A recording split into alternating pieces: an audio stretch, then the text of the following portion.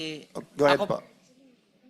Go ahead ako po, po. sir, nakapag-deliver po ako kay Senator Trillanes sa 86 Security Ojeda, sa 86 Security Ojeda Street sa Quezon City. Kumbaga, ano na Magdalo yun?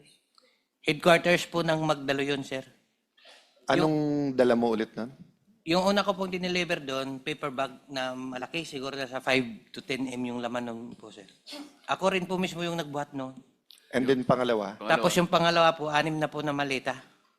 Anim na po? 6 piraso. Anim na po. Okay. Anim na. 6 piraso okay. na malita po. Maliit, medium, or... Halo-halo po, sir. So, dalawang beses. Dalawang beses. Tapos, Sir Tube, so ang sabi mo naman kanina, ang personal knowledge yun naman yung pagpapalit naman sa dolyar Yes, Your Honor. na dineliver din kay... Binigay po namin kay dating speaker po yung Okay. dollar. But ang sabi niya, or sino nagsabi na para kay Senator Trillanes or sa ICC din yan? Na ano lang po namin, Your Honor, kasi before po dumating yung ICC, 2 weeks before po na dumating yung foreigner or ICC, yun po yung papapalit namin ng dollar po. Okay. Thank you. Malinaw, Mr. Chairman. Salamat po, Mr. SP. Alam po ninyo kung bakit dinidistinggi ni SP Alan ang mga bagay nito. Kasi may naunang pahayag na po ang Pangulo natin. At alam po ninyong lahat ito. Alam din ng ating mga mamayan. Ang una niyang sinabi tungkol dyan sa ICC in relation to their intention to get the former president. Nung hindi pa sila nakukuha, sabi niya, we cannot cooperate with the ICC. The ICC has no more jurisdiction. We cannot assist the ICC in any way, in any shape, and in any form. Ganun po yung sinabi niya. Ngayon, lumilitaw po sa inyong mga pahayag ngayon, individual and collective, ang mga ahensya ng gobyerno at mga operators ng gobyerno, direktang tumulong sa kanila. Hindi lamang sa pagbibigay ng kanilang tirahan, pagbibigay sa kanila ng mga taong kakasangkapanin kung sinong kakausapin, meron pa silang driver, meron pa silang security na kagaya ng ginawa ninyo. Ito'y kahayagan lamang na hindi totoo yung naunang pasabi na hindi nakikipag-cooperate ang pamahalaan sa ICC. Kayo na po nagpapatunay ngayon. Hindi sila magpapalit ng ganong karaming pera from Philippine peso to dollar kung hindi napunta sa kanila yung mga yun. Sa mga tweet, may tirahan na nga sila, libre na nga sila sa kanilang mga anumang gastusin na maaari nilang gamitin dito sa bansa, kung ano yung gusto nilang, kung sino gusto nilang kausapin at imbestigahan, para mapagtibay nilang ginagawa nilang investigasyon sa kanilang bansa, tayo pang gumastos sa kanila. Yun ang lumilitaw ngayon. So, kung ginamitan sila ng pera, paano natin masasabi na ang investigasyon na ginawa nila ay sang-ayon sa batayan nila?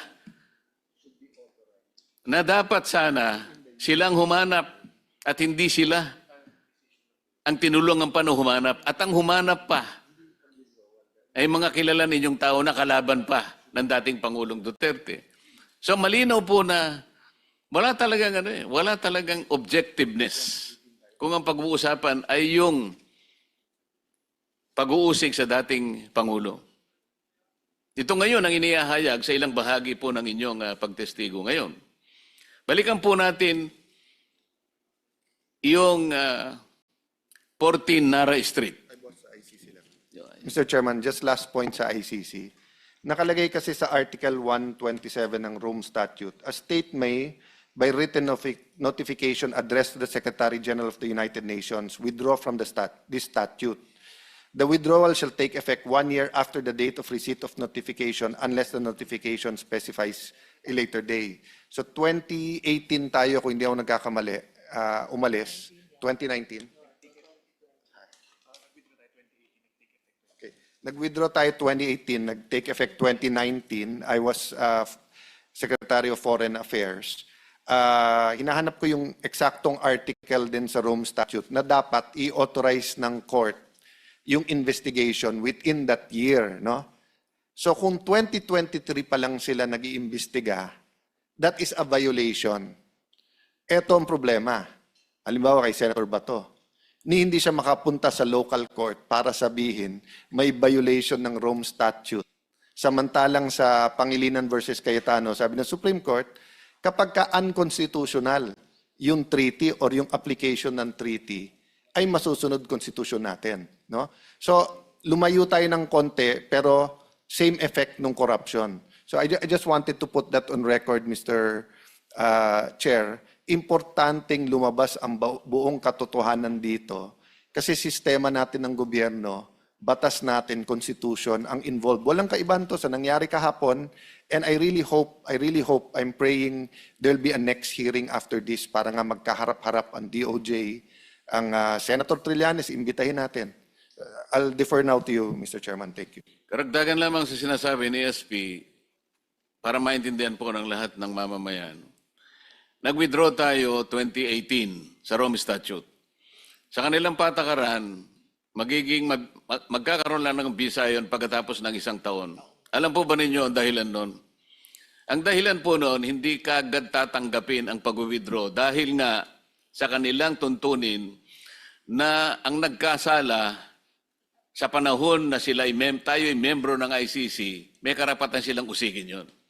Ngunit yung pag-uusig na yon, may hangganan. Kailangan, nung mag-withdraw kayo, yung request for investigation dapat ginawa ng ICC bago lumampas yung taning na 1 taon. Hindi po nila ginawa yon. Nung sila ay mag-request ng investigation, yung kanilang prosecutor, 2 taon na mahigit na wala ng visa. Nag-withdraw na tayo eh. Nagkaroon ng visa after 1 year. Dapat doon nila ifa-file yung request for investigation. Hindi po nila ginawa. Kaya ngayon sila nagmamadali ngayon, lahat ng paraan ginagawa nila.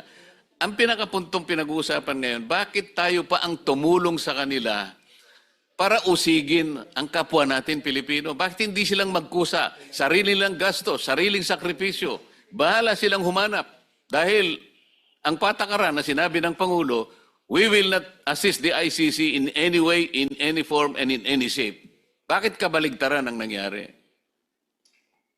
Yun ang punto. Yun ang pinakapunto. Kaya hinahanap natin ngayon, bakit isang dating senador pa ang tumulong? Alam po ninyo sa ibang bansa, halimbawa, yung presidente ng Israel, ang presidente ng Russia, Israel nagpunta sa Canada, member ng ICC ang Canada, pinauhuli ng ICC. Sabi ng ICC, hindi namin pwede gawin. Alam po ang ibig sabihin nun? Yung pagpapatupad ng warrant of arrest ng ICC, voluntaryo po sa mga bansa na kaanib ng ICC. Kung ayaw nila, wala tayong magagawa. Sa ating bansa, hindi na nga tayo miyembro. Sinabi na nga ng Pangulo, we will not assist in any way and in any form. Bakit ganun na nangyari? Dinalampan nyo ng pera, pinakain dito, nilagay sa magagandang hotel, si kayo pang kumuha ng makakausap nila na testigo laban sa dating Pangulo. Sino nagkanulo ngayon sa ating Pangulo? Sarili nating bansa, sarili nating kababayan. Sa ibang bansa hindi nangyayari. Pumunta ka sa Russia, sabi ni Vladimir Putin, kung hindi kita uhulihin. Gumawa sila ng kautusan, lahat ng investigador na pupunta rito dapat ikulong. Nagagawa nila sapagkat may respeto sila sa kanilang leader. Dito sa ating bansa, hindi ko na po alam kung ano nangyayari. Balikan natin yung Naray Street.